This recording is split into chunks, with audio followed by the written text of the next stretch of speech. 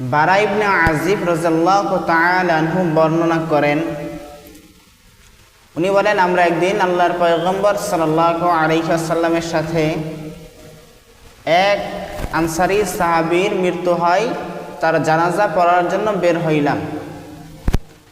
তো গিয়ে দেখি কবর খনন করা এখনো সম্পূর্ণ হয় নাই, বাকি আছে। তো আল্লাহর পয়গম্বরকে দেখলাম যে ওই লাশের সামনে ক্যাবলামুখী রেখে রসুল বসে গেলেন। এরপর হাতের মধ্যে একটা লাঠি ছিল, এই লাঠি দিয়ে মাটি খনন করতেছে। একবার আসমানে তাকায় আর একবার জমিনে তাকায়, এরকম করতে করতে 3 বার আসমানে তাকাইছে, 3 বার জমিনের দিক তাকাইছে। এরপর আল্লাহর পয়গম্বর বলেন যে তোমরা বেশি বেশি আল্লাহর কাছে কবরের আযাব থেকে আশ্রয় চাও, পানা চাও। আল্লাহর নবী সাল্লাল্লাহু আলাইহি ওয়াসাল্লাম একটা দোয়াও শিখাইছেন, নিজেও দোয়া করতেন। আল্লাহুম্মা ইন্নী আউযু বিকা মিন আযাবিল কবর, আল্লাহুম্মা ইন্নী আউযু বিকা মিন আযাবিল কবর। আল্লাহর পয়গম্বর সাহাবায়ে কেরাম আজমাইনদেরকে বললেন, ও সাহাবায়ে কেরাম, তোমরা বেশি বেশি আল্লাহর কাছে কবরের আযাব থেকে আশ্রয় চাও। আল্লাহর পয়গম্বর দোয়াও শিখায় দিয়েছেন, বেশি বেশি এই দোয়া করবা। আল্লাহুম্মা ইন্নী আউযু বিকা মিন আযাবিল কবর, ও আল্লাহ, আমি আপনার কাছে কবর আযাব থেকে আশ্রয় চাইতেছি। আল্লাহর পয়গম্বর এই দোয়া শিখায় দেয়, নিজেও শিখায় দেয়, নিজেও এই দোয়া পাঠ করে। আল্লাহুম্মা ইন্নী, ও আল্লাহ, আমি আউযু বিকা, আপনার কাছে আশ্রয় চাই, মিন আযাবিল কবর, কবরের আযাব থেকে। আল্লাহু আকবার, আল্লাহু আকবার। আল্লাহর পয়গম্বর বলেন, ও আমার সাহাবায়ে কেরাম, যখন মুমিন বান্দার মৃত্যুর সময় হয়, দুনিয়ার দিন শেষ হয়ে আখিরাতের দিন শুরু হয়। দুনিয়ার দিন শেষ হয়ে আখিরাতের দিন শুরু হয়। এই মুমিন বান্দার জন্য আল্লাহর পক্ষ থেকে একটা দল ফেরেশতা আসে জান্নাত থেকে। তাদের কাছে জান্নাতের পোশাক থাকে এবং সুগন্ধি তাদের কাছে থাকে। একদল ফেরেশতা আসে, এই মুমিন বান্দা যত দূর দেখতে পায়, মানুষের দৃষ্টি যত দূর পর্যন্ত যায়, তত দূর পর্যন্ত এই জান্নাতের ফেরেশতা বসিয়া থাকে, তত দূর তার জন্য অপেক্ষা করে, বইসা থাকে তার জন্য। এত দূর পর্যন্ত, যতটুক পর্যন্ত চোখের দৃষ্টি যায়, এত দূরে বইসা থাকে ফেরেশতারা, জান্নাতের ফেরেশতা। এরপর আল্লাহর পক্ষ থেকে মালাকুল মউত তার নিকট উপস্থিত হয়। ও আল্লাহর গোলাম, খেয়াল করে শুনেন কথাগুলো। মালাকুল মউত তার নিকট আইসা তাকে বলে, তোমার জন্য সুসংবাদ, তোমার জন্য সুসংবাদ, আল্লাহ তোমার সাথে সাক্ষাৎ করার জন্য আমাকে পাঠাইছে। আল্লাহ তোমাকে সাক্ষাৎ করবে। খলিফাতুল মুসলিমিন হযরত আবু বকর সিদ্দিক রাদিয়াল্লাহু তাআলা আনহু মৃত্যুর সময় হয়েছে, এমন সময় আল্লাহ নিজে খবর পাঠাইছে, ইয়া আইয়াতুহান নাফসুল মুতমাইন্না, হে নফসে মুতমাইন্না, পবিত্র আত্মা, আল্লাহ কয়, ইরজিই ইলা রাব্বিক, ফিরে আসেন আপনার রবের নিকট। আল্লাহ নিজেই খবর পাঠাইছে আবু বকর সিদ্দিক রাদিয়াল্লাহু তাআলা আনহুর মৃত্যুর সময়। নফস 3 প্রকার, নফসে আম্মারা, নফসে লাওয়ামা, নফসে মুতমাইন্না। নফসে আম্মারা কোন নফসকে বলা হয়? আল্লাহর পয়গম্বর সাল্লাল্লাহু আলাইহি ওয়াসাল্লাম বলেন, ইন্না ফিল জাসাদি মুদগা ইযা সালাহাত সালাহাল জাসাদু কুল্লু ওয়া ইযা ফাসাদাত ফাসাদাল জাসাদু কুল্লু আলা ওয়া হিয়াল কলব। মানুষের বাম স্তনের নিচে, বাম দুধের নিচে একটা গোশতের টুকরা থাকে। এই গোশতের টুকরাটা যখন সুস্থ থাকে 3.5 হাত বডিটাই সুস্থ হয়ে যায়, আর যখন নাপাক হয়ে যায় 3.5 হাত বডিটাই নাপাক হয়ে যায়। আল্লাহর পয়গম্বর বলেন, ও সাহাবায়ে কেরাম, মানুষের বাম দুধের নিচে একটা গোশতের টুকরা থাকে রে। এই গোশতের টুকরাটা পরিপূর্ণ সাদা অবস্থায় থাকে। আপনি একটা জামা পরছেন, সাদা জামা, এই জামার মধ্যে কালো একটা দাগ পড়লে জামার কোনো মান থাকে না, দেখতে খারাপ লাগে যত, অথচ সারা বাকি সবটুকু সাদা, অল্প একটু দাগ পড়ছে কালো, এই জামাটারে নষ্ট করে দেয় কালো একটা দাগ। ঠিক বান্দা, প্রত্যেকটা মুমিন, প্রত্যেকটা মানুষের দিলটা সাদা থাকে, কলবটা সাদা থাকে, দুধের মতো সাদা। বান্দা যখন গুনাহ করে, একবার গুনাহ করলে একটা দাগ পড়ে, কালো দাগ। আবার যখন গুনাহ করে বান্দা, আবার একটা দাগ পড়ে।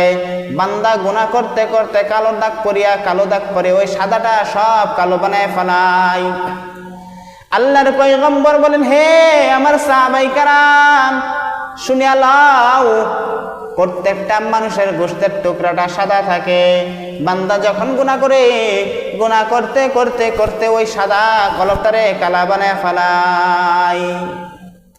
যার কারণে কোনো ইবাদত ভালো লাগে না, গুনাহই ভালো লাগে।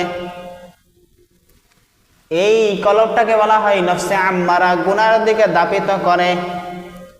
মাকুন নফসে আম্মারা পাইরবি, বেহেশতে নাবাসাত রে দোজখ সবই।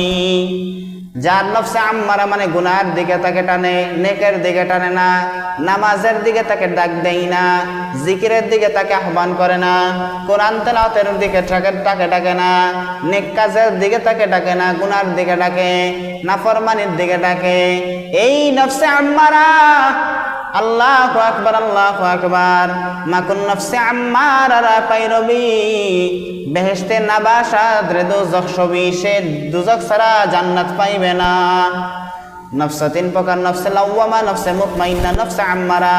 নফসে আম্মারা বলা হয় এমন নফস যেই নফস শুধু গুনাহ আর গুনাহ, নেকি কিছুই বোঝে না, নেক কাজ কিছুই বোঝে না, নেক কাজ করেই না, সব সময় গুনাহ, 24টা ঘন্টায় গুনাহ করে, বৈশা থাকলেও গুনাহ করে, ঘুমাইয়া থাকলেও গুনাহ করে, খানা খাইতেছে গুনাহ করে, হাঁটতেছে গুনাহ করে, চলতেছে গুনাহ করে, মানুষের সাথে কথা বলে গুনাহ করে।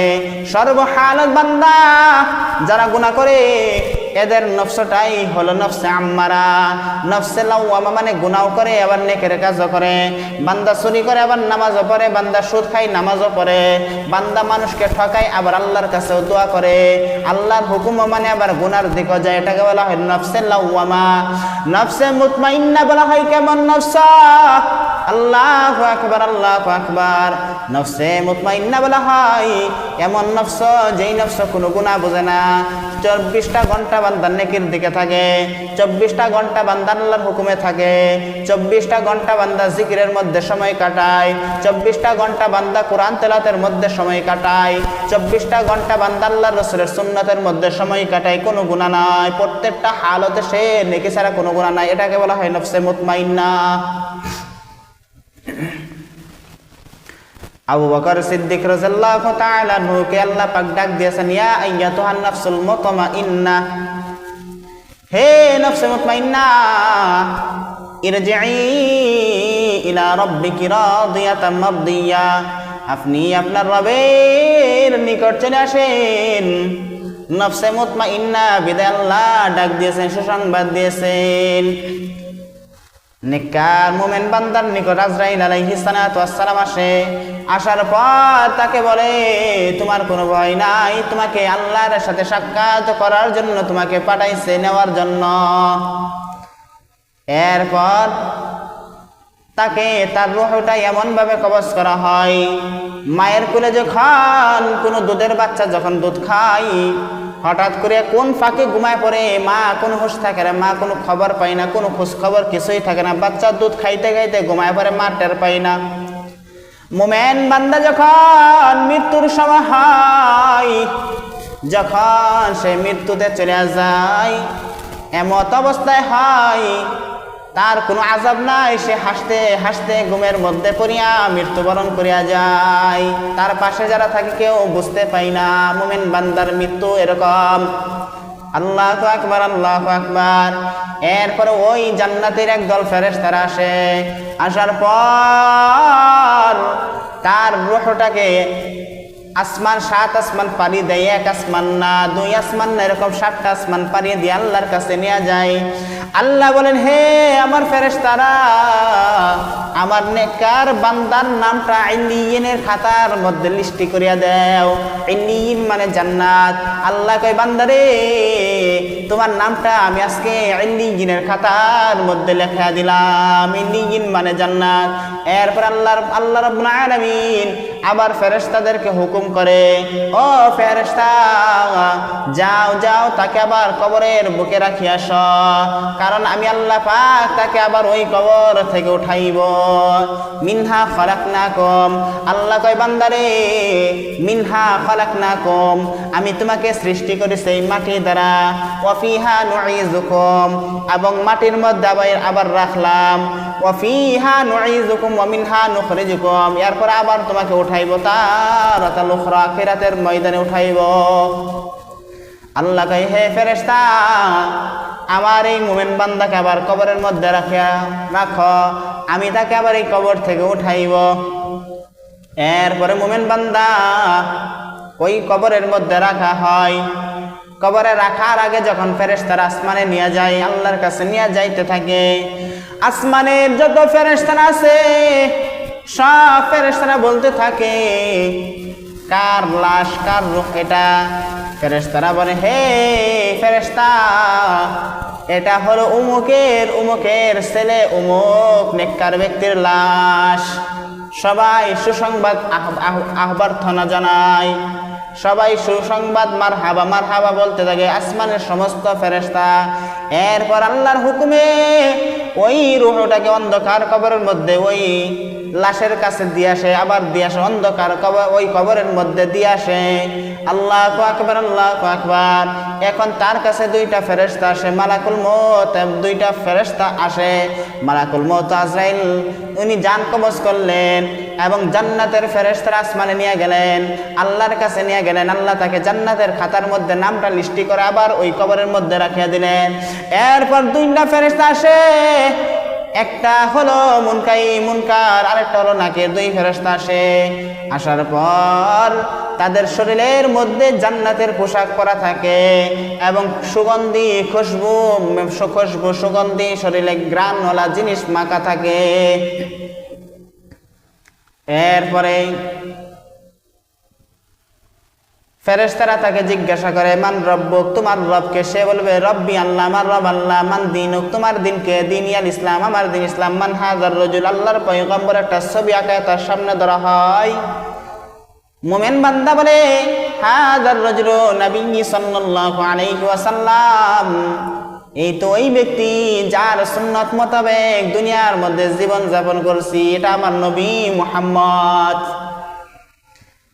এরপর আরেক ব্যক্তি, সুন্দর একটা উজ্জ্বল একটা ব্যক্তি, শরীরের মধ্যে ঘ্রাণ মাখা থাকে, জান্নাতের পোশাক পরা থাকে, তাকে সুসংবাদ দেয়, তোমার কোনো ভয় নাই, কোনো ভয় নাই, কোনো টেনশন নাই। লা তাখাফ ওয়ালা তাহজান, তোমার ভয় টেনশন কিছুই নাই। কে তুমি? কয়, আমি হলাম তোমার নেক আমল, আজকে আমি তোমার নেক আমল, তোমার বন্ধু হয়ে গেলাম রে।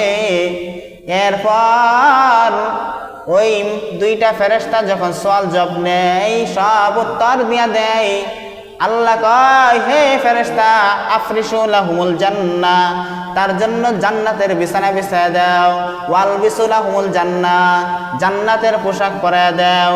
জান্নাত থেকে একটা দরজা খুলিয়া দাও, এই দরজার হাওয়ার মাধ্যমে সে চিরজীবন যতদিন কবরে থাকে কিয়ামতের আগ পর্যন্ত ঘুম পাড়ায় দাও। মুমিন বান্দার মৃত্যু কত সহজ, কত সহজ। বান্দাকে যখন মৃত্যুর সময় হয়, চতুর্পাশ দিয়ে সবাই কান্নাকাটি করে, সবাই কাঁদতে থাকে, কাঁদতে থাকে, সবাই অন্যরকম মেজাজ থাকে, সবার দিলের মধ্যে ভয়, দিলের মধ্যে ভয়, আমার আব্বা চলে যাইবে, আমার ভাই চলে যাইতেছে, আমার মা চলে যাইতেছে, সবাই দোয়া করতে থাকে, দোয়া করতে থাকে। তারা অনুভব করে, কিন্তু যার মৃত্যুর সময় হয়, যদি মুমিন হয়ে থাকে, নেককার বান্দা হয়, তার কোনো টেনশন থাকে না, কোনো চিন্তা থাকে না, সে খুশিতে হাসতে হাসতে চলে যায়। আর যখন